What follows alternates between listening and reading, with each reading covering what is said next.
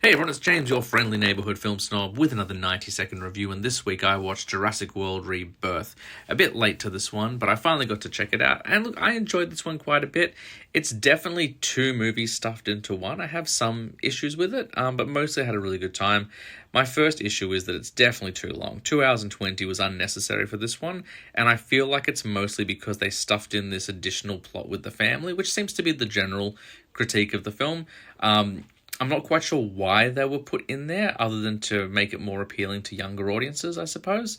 But if you cut that family out, I think the movie's runtime would be a lot swifter, and the pacing would be better.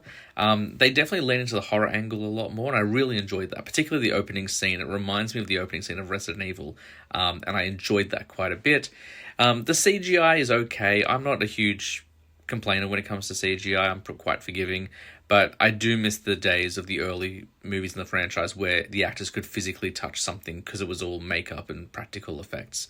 The primary cast is really good. Scarlett Johansson does exactly what she needs to do.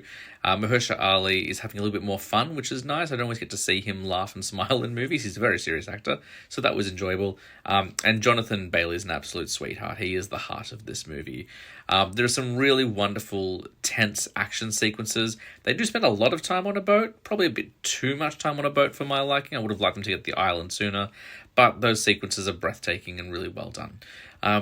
So in terms of how it stacks up against the rest of the franchise, I think it's the second best of the World series. I think I would put Jurassic World, the original, a little bit higher, and then this one underneath. In terms of against the original trilogy, the first one, of course, still reigns supreme, but this is probably in the top 3 or 4 of the franchise for me. I haven't seen Lost World in a while, but definitely in the better half of the franchise. So go check it out.